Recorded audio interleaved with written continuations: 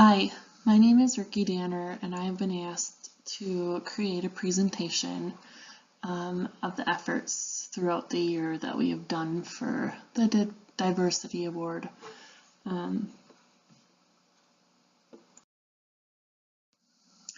First of all, the importance of workplace diversity.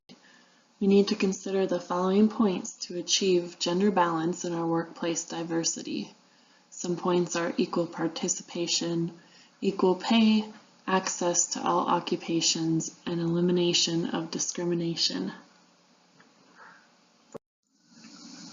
Diversity plan. The first step in gender diversity planning is to build a workplace diversity committee that consists of human resources and managers that are both female and male representatives. They will need to work on documenting, conducting data, and reviewing information to help with implementing the action plan.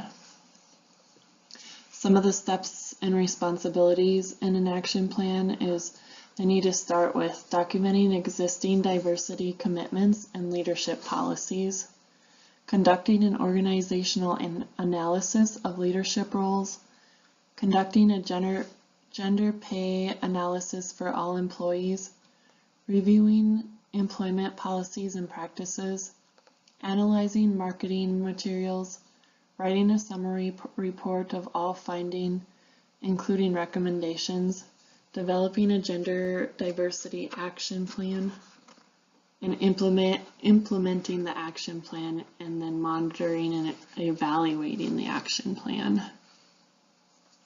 Some ways to follow through with the action plan. The executive committee should outline existing commitments, policies pertaining to gender diversity or employment equality. The next step will be a gender analysis from job applicants and the success rates by gender and participation in and evaluation of in-house training by gender. A pay analysis will help determine whether men and women are treated equally and whether jobs belonging to the same job grade are treated similarly. The policy practice of our organization should be analyzed and made sure that it includes harassment and discrimination policies and any documentation of their effectiveness in ensuring gender diversity. Our organization needs to make sure that our marketing materials are on cue with gender diversity and are including both women and men in equality. The last steps are to create a summary of all the information collected and create short-term and long-term goals. Some of the challenges that we faced is finding volunteers that want to put in the extra work in researching and analyzing all of the data to come up with the action plan. The committee did come together, and it consisted of both genders from the bottom of the ladder to the top. Some control measures. The first control measure, we made sure everything ran smoothly from the start with strengthening communication and gathered viewpoints from the different genders in our workforce. Our goal in the end was to take care of our employees, and they will in turn take care of our organization. Organizations should realize and foster in their employees that by accepting the strengths of both genders, working relationships will be more productive, and their mutual understanding will increase respect and trust among them.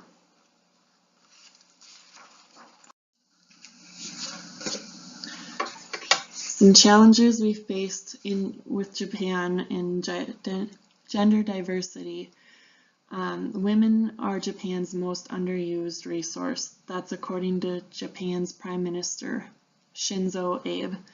With Japan's aging population and labor shortage, the company has started to turn their attention to a long time undervalued resource, women. We need to bring our numbers up in both countries based on gender equality in our workplace. Traditional environment challenges. Women in Japan were struggling to find balance between the demands of high-level roles and heavy burden of family obligations. We found to help organize and equally share the different roles within this organization so that women and men would have equal participation at work and at home. We implemented into our program that there's also paternity leave as well as maternity leave, so both moms and dads can stay home with a newborn baby. Some legal implications contain the basic law for gender equal society was publicized and enforced in June of 1999. The purpose of this law was to comprehensively and systemically promote formation of a gender equal society. And so the law clarifies 5 basic principles, and they are to respect for the human rights of women and men. The second one, consideration to social systems or practices.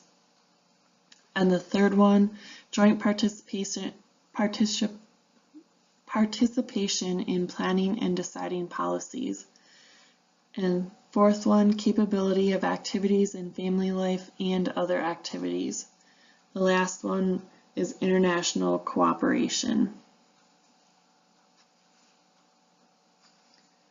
The techniques that we use to ensure we have an inclusive work culture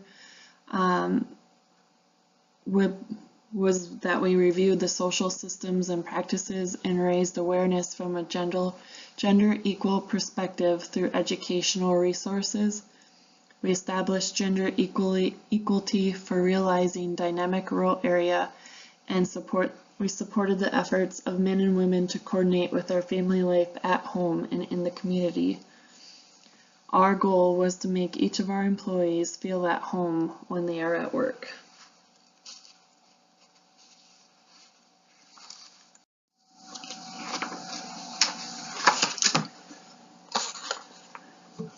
So then this next slide kind of explains the differences between millennials and baby boomers and gender diversity, the similarities and differences.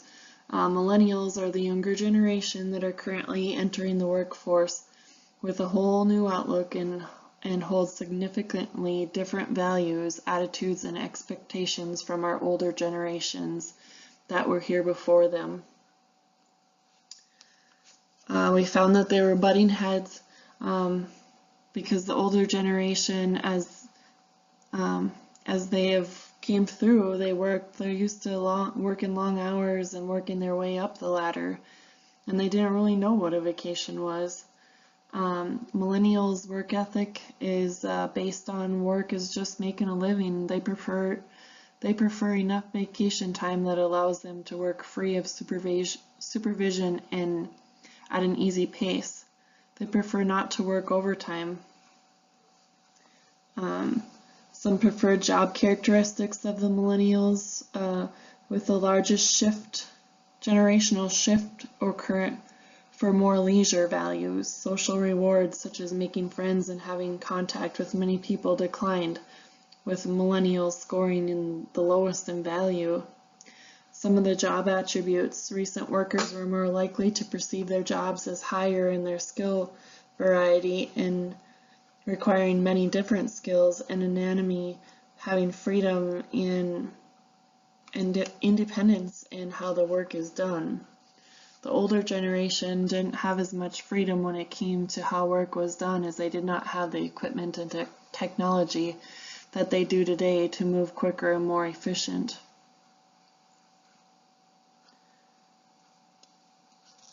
And some of the differences have made it hard for each generation to understand, but we're coming along and we've formed a group to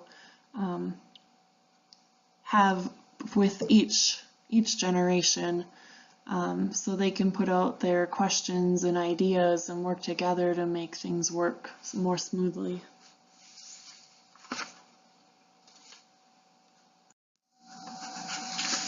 Hofstede's cultural dimensions. The first one, individual and collectivism. Individualists are individuals who look after themselves, and individuals are considered to be loose. Collectivists are strong groups that may involve extended family members or groups at work that work together. Power distance, small power distance. Some examples are parents treat children as equals, and patients may open express agreement or disagreement with clinical advice from a professional. So in a workplace, our employees will feel involved in making decisions that will affect our clinic. Large power distance, obedience is taught to the children and individuals, and they may refrain from expressing their disagreements.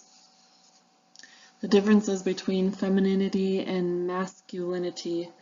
Feminine society, both men and women should be caring and affectionate when both girls and boys cry, or even at work, when someone's feel down, show affection and empathy.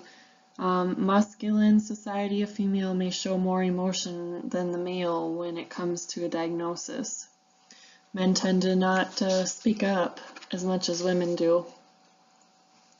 Uncertainty avoidance is how well people can handle change. We've come across that a lot with all the different changes that we've had in our organization lately. Long-term planning and making goals are very important, and we have made long-term goals and we have made short-term goals. One of our short-term goals was to make sure we have enough staff to provide proper care to our patients on a day-to-day basis. Indulgence versus restraint. Indulgence is having fun and wanting more vacation time. Not so stressful, not so much work. A restraint is wanting a structure base to go by and following by the book with little or no fun. We've tried to find that balance here in our organization so people feel like they are having fun at work. Managing a diverse workforce. Fair. Feedback communication. Listen to your employees and let them speak freely and communicate and allow for feedback. Assist others when they need help along the way as we make changes. We've definitely done that. We've been there for them through these changes so that they can run smoothly. Inclusion should be practiced. Make sure that everyone feels on board and included. Do not leave someone out, which we haven't. We've accepted everybody, and respect. Respect is very important, and we've respected everyone's ideas and even disagreements. And we've been fair and understanding. Changes in impact. As business leaders, we have made sure to make a true impact on our employees through all the changes that are yet to come our way. Starting with fair and equal treatment of both men and women, we are positive leaders and let them know that change is good, and we truly listen to each of their viewpoints. In conclusion, it is important that we plan for gender diversity and organization effectiveness. We have come together and worked through our challenges and follow our control measures. We have started to understand the way the different generations work and how we can make things work between the age groups. Hofstede's cultural dimensions have been a great guide to learn and follow in the process of making our organization a better place to work. Last but not least, we came to an understanding of each individual and found a way to make it fair for all that work at our organization.